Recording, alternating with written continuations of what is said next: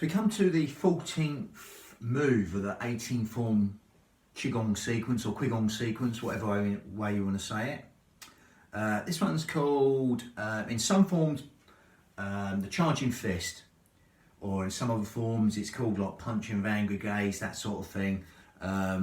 Moves sometimes sort of vary and very similar and slightly different with all, because there's many different forms basically Qigong, but they do vary. But again, charging fist, it's basically like a kata move really, this one. As with all the specific Qigong or Qigong sequences or moves, as it were, they benefit specific meridians, it's believed.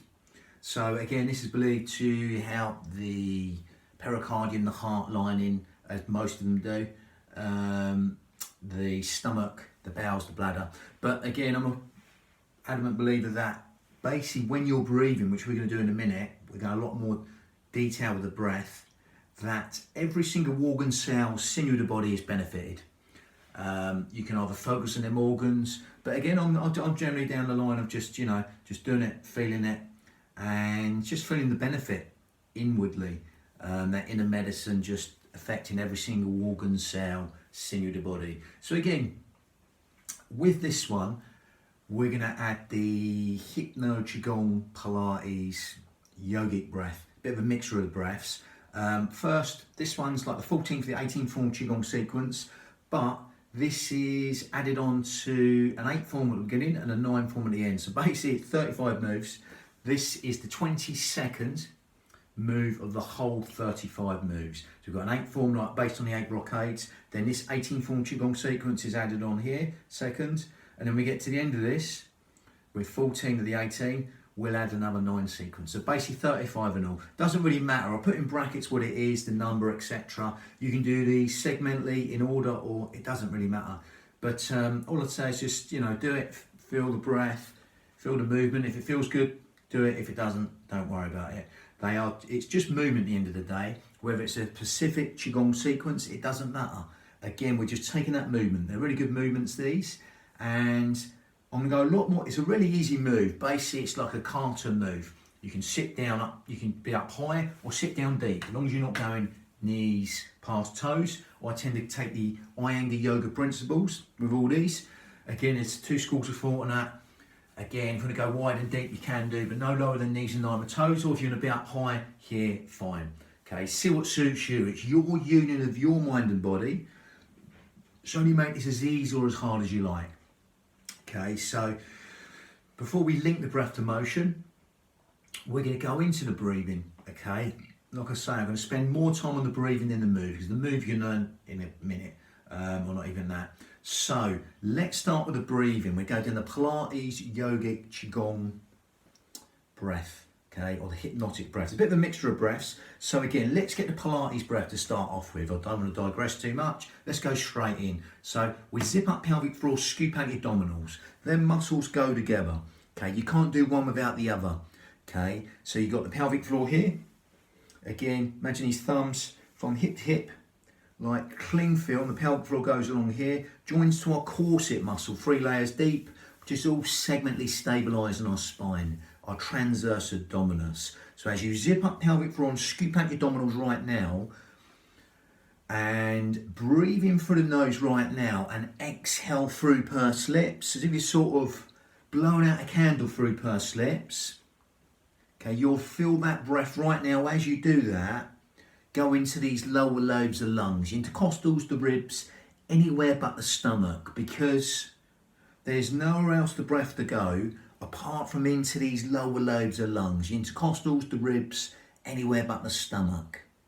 Okay, so as you zip up pelvic floor and scoop out your abdominals right now, okay, that's going to engage our core to support our spine in that Pilates manner. And if you want to really see where the breath's going, get the 2 middle fingers touching underneath the xiphoid process, the sternum, the breastbone. Okay, and as you zip up pelvic floor and scoop out your abdominals and breathe in through the nose, shoulders down, and exhale through pursed lips, them 2 middle fingers will slightly part and come back to touch each other, just adding width to the lungs and length to the out breath. As you zip up pelvic floor and scoop out your abdominals right now, You'll feel these middle fingers moving like seaweed on the bottom seabed to the sides and back, because as you zip up pelvic floor and scoop out your abdominals right now, that's going to help us breathe anywhere but the belly button. It's going to help us breathe low and deep into these lower lobes of lungs, intercostals, the ribs, anywhere but the stomach. You can take the hands away, safe in the knowledge as you right now zip up pelvic floor and scoop out your abdominals. That's going to help you breathe anywhere but the belly button, because there's nowhere else the breath to go apart from into these lower lobes of lungs, these fish gills, 3D style right now as you zip up pelvic floor and scoop out your abdominals, breathing in through the nose and exhaling through pursed lips for as long as you like, as if you're sort of blowing out a candle through pursed lips. That's what we call lateral thoracic breathing in Pilates. Helps us use our pelvic floor and our corset muscle, the transverse abdominis, 3 layers deep, in the most efficient manner, helping us breathe anywhere but the belly button, but helping us breathe low and deep into these fish gills, organ deep, cell deep, even bone marrow deep, into these lower lobes of lungs. As though someone's opening an umbrella inside your rib cage and letting go, or someone's just pushing out from inside your ribs and letting go. Just adding width to the lungs as you breathe in, and length to the out breath. Lovely. 3D breath. Now again, that's the Pilates breath there. As you breathe in through the nose and exhale through pursed lips, that breath are going low and deep to these lower lobes of lungs, as if someone's sort of wrapped a scarf tightly around your ribs and you breathe into that scarf wide and full. Now, as you do that, we're going to close the mouth and go a little bit down the yogic path. We're going to filter up, have a smaller filter through the nose, and that's going to help us lengthen the whole wheel cycle of the breath. So as you still zip up pelvic floor and scoop out your abdominals right now, and breathe in through the nose and out through the nose, that's going to lengthen the whole wheel cycle of the breath through that smaller filter through the nose. Okay. Lovely. So that takes that into a little bit of a more yogic path. Okay. Nearly like Ashtanga, not quite.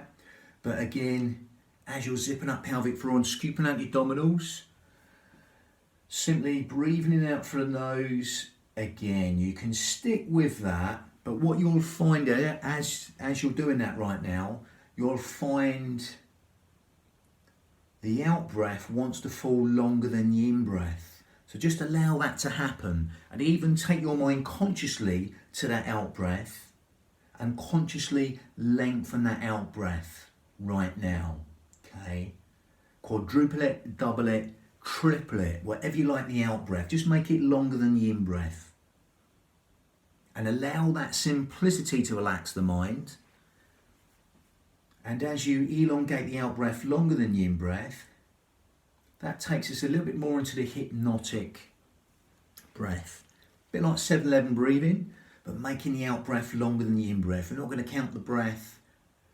That'll naturally want to happen, but allow that to happen and consciously take your mind to quadruple it, double it, triple it, the out breath. Make it longer than the in breath within your limits. The in breath's conscious thought, the out breath is subconscious thought. So by extending the out breath longer than the in breath, we're encouraging rest, relaxation, sleep, digestion, rest and relaxation to all be benefited by elongating the out breath right now, longer than the in breath.